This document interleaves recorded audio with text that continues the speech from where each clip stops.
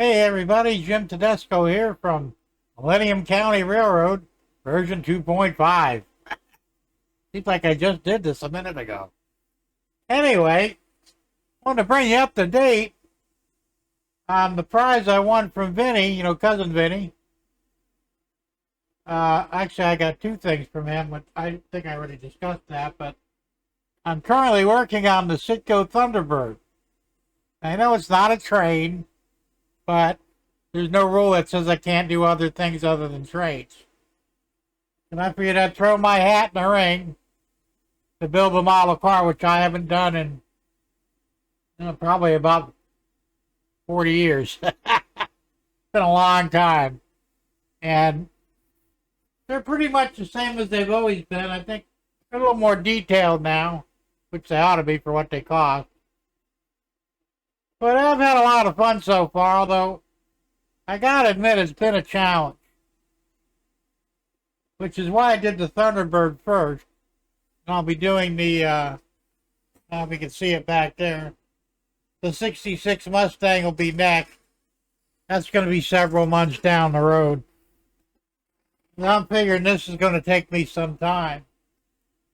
Now what I actually did do is, and like I said, I've been accused of this all my life. And I guess there's a certain amount of truth to it.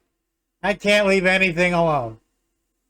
I always got to make it better, bigger, faster, stronger, just the way it's always been. So, instead of using the stock motor that came with the car, which is this one right here, I don't know what this is. It's it tells you on the box. I have no memory for this stuff anymore either. It's a 358 cubic inch Ford V8 motor. That's too small for me. So, this is a little larger. I had to shrink it down a little bit. This is a Ford 429 with hemispherical heads and a Tremac transmission, 5-speed.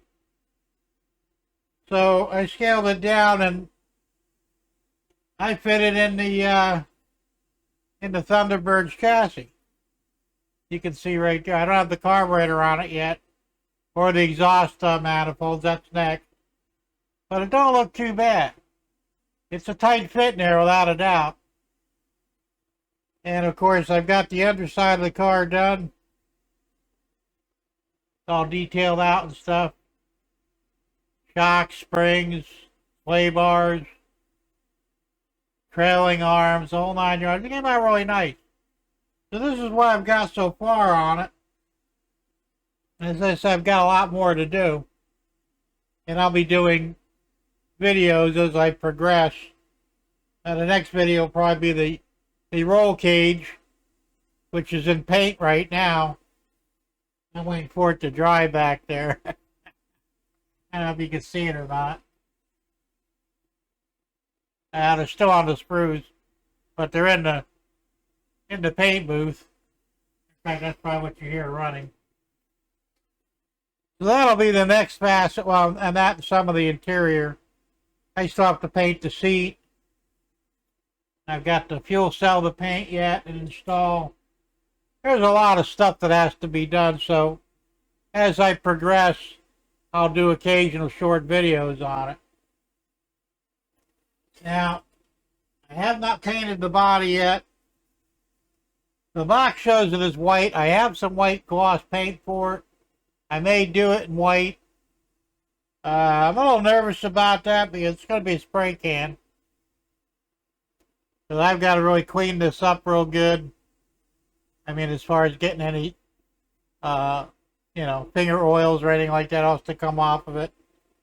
And then I got to rig up some sort of a jig that'll hold it up off the ground. Put it in the spray booth. And paint it. The nice thing about it has an opening trunk and hood, so that's going to be pretty cool. Like I said, a lot of stuff to be done yet. So bear with me as I dive into model car building. I'm thinking I might do 2 or 3 of these a year. I'm not going to go crazy with it, but I really had forgotten how much fun they are. And I've got a lot of detail left to do on this engine too. I've got a distributor I printed for it, and I've got the spark plug wires, and they're going to have all kinds of stuff on there, heater hoses. I'm going to make this thing as detailed as possible. And as a matter of fact, I even got a, here it is there. I haven't painted this yet. It's going to be real hard to see. But it is a brake booster and master cylinder assembly, which amazingly did not come with the car. But, you know, I don't care if it's a NASCAR or not, you're still going to be able to stop it. So, I went ahead and downloaded the file for it, printed it out. Once I get it painted, I'll mount it on the firewall of the front of the car there, you know, right there on the front. So I'm going to make this as detailed as possible. As detailed as I could possibly make it anyway. I'll probably stop short of brake lines and that sort of thing because, I mean, they're talking, to me, that's like Z-scale. And I have the thin fingers or the eyesight for it. I mean, thank God for the optimizers, because without these, I'd be lost. But like I said, the engine, I had to assemble the engine. The engine came in pieces. You got the block. You got heads. Oil pan. You know, a water pump assembly, timing cover. It's pretty complicated. I mean, I downloaded it. It's not something I designed, but some guy in England actually designed it. I paid $16 for that file. That's probably almost what the model cost, but it was worth it because I could build many motors, and like I said, getting the size right was a little tricky. Now that I know how to size them, any future builds I make, and any downloads I, because I might get different motors. Now, I don't know if I'm going to put the 429 in the Mustang or not. Probably not. I'm thinking maybe, what's another popular Ford motor? Damn, I can't think of them right now, but is it 360? I can't remember. But it'll be just under the 429 that I'll put in the Mustang because that's really huge for that car. So we'll see how that goes. But like I said, that's ways down the road. So anyway, I just wanted to bring you up to date on what I'm doing. And hopefully you'll keep an eye on what I'm doing here with these models. And that's about it for the moment. In the train room, still making progress here and there. It's very slow. Money's still an issue, so... And my Ford Ranger's still down. I haven't put a starter in it yet. Eventually, I'm going to have to just buckle up and buckle down and go under the truck and pull the old one out and put a new one in. And then I could probably start buying the wood and the foam for the second level because I don't want to use my car to transport that stuff.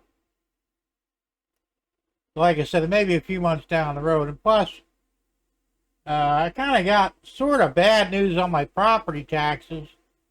They're going to be higher than I thought. Not crazy high, but I had planned on $1,300, and it looks like they might be close to $1,600. So that's going to suck, but it just means it's going to take me a little bit longer to put the money together to pay that off. So I was planning on paying it off in November, December at the latest. Now we're looking at possibly February, so we'll see. Like I said, you know how it works. Y'all guys are on the same boat, I'm sure. And I don't understand that because property values are dropping. But let's see, they're smart over here in Florida, or at least Sebring. The property value stayed significantly the same, but they put value on other things like the fire department. Also, the fire department gets an additional $284 a year for what? You know, that's what they do. They probably don't get the money, but they tell you that they're going to give you the money, and that's the way it goes. So, Pogo, be quiet. So anyway, that's it. Pogo, be quiet. I wanted to show you what I'm doing and keep an eye on it, and we'll see you next time. Bye for now.